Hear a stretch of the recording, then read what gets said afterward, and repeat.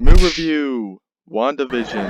Welcome everybody to the video. By the way guys, there will be spoilers in this review, so do not watch it if you have not actually seen the entire first season. In this video I'm going to be going over my thoughts and opinions on WandaVision Season 1. Hopefully there is a second season. Overall, I liked this. I thought that it was really good. I must say though that the start of the show, I was kinda like, I was curious about what's going on. And they had very few hints as to having there be something going on behind the scenes in the first episode, and the first real hint that we got that was like really in your face was actually in episode 2. So you do have to have some patience when you're watching this show to actually enjoy it, because if the entire show was just in that black and white format, then it wouldn't have been quite as good. But something that I really liked about this show was how they went through the decades, and I really liked the ads as well. They were really, like, there was that one dark ad where the kid just dies on the island when the shark gives him some snack that only survivors eat, and he wasn't able to eat it because he wasn't a survivor. I thought that that ad was really funny. I thought that the Nexus or whatever it was called. I can't remember the brand name, but I thought that the ad with the antidepressant medication was also really funny. I liked the ads. I liked the style of the show where they had it be um, the WandaVision television show that Wanda was broadcasting going through the decades. So I really liked that aspect of it. It was pretty unique in that sense. I liked Wanda's character, and I really liked that she is a mega powerful superhero and she isn't actually a Mary Sue. She makes mistakes. The entire show was basically her making a mistake.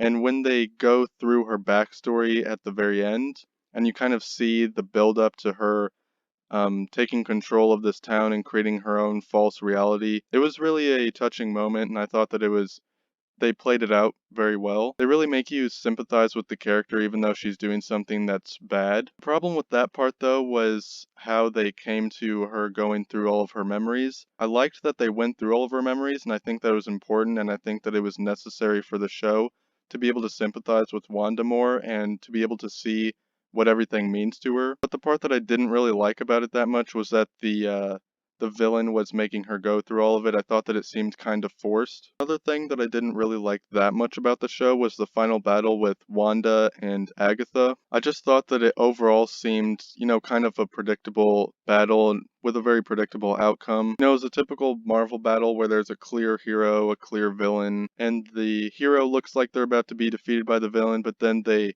win with one final move that's a callback to something that the villain said to them.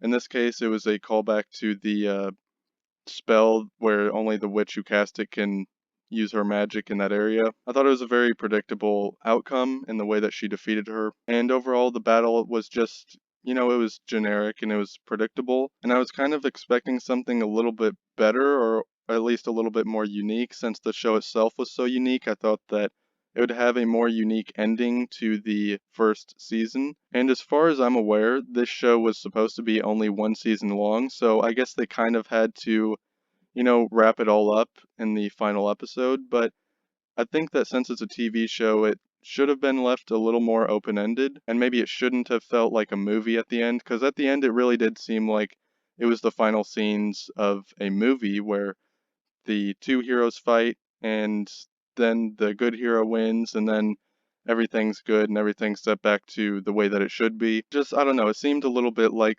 it didn't really fit the rest of the show. The pacing, however, in this show, up until that moment, I thought was excellent. I thought that the pacing was just about perfect. I really liked how Vision was figuring out everything about how the reality that he's in is not real and how it was all being created by Wanda. I thought that that reveal was very well done. I really like the storyline of the show. I like how all the people who are in the town are kind of breaking free from Wanda's spell for just a moment, or kind of hinting at that they're being mind controlled, and I think that it's really cool. It had some interesting darker horror elements as well, which I really appreciated, such as the moments when Wanda looked at Vision and she saw the dead version of Vision, or when she looked at Quicksilver and she saw all the bullet holes in him and he looked like a zombie. I thought that these moments, although small, were very impactful throughout the show because it showed that Wanda can't really hide from the reality even with all of the power that she has. So I really liked those parts as well, even though they were only two very brief moments.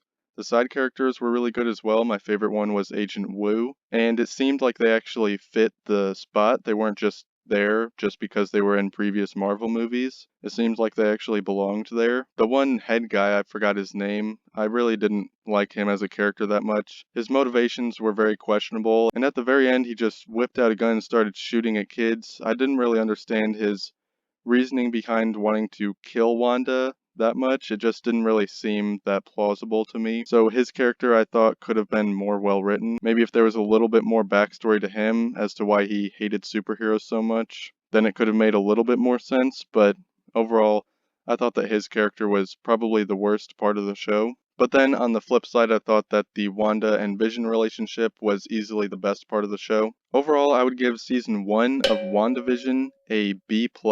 And the reason I don't give it an A is because of the ending with the pretty generic superhero fight scene movie ending where the superhero sets everything right in the end. As I mentioned previously, the kind of forced feeling flashback scenes and the antagonists weren't really that well written in my opinion, but I thought that Wanda and Vision were very well written and developed characters. I liked the inclusion of White Vision as well. I thought that that was really cool. And I like that he kind of just flew off at the end and we never heard anything back from him. And something else could happen with him in the future, which I think is a good play on Disney's part. But yeah, overall, I give it a B+. It was a really good show. I'd like for there to be a season 2, but I don't know if there's going to be. So yeah, that's the end of the video. See you all in the next one. Peace.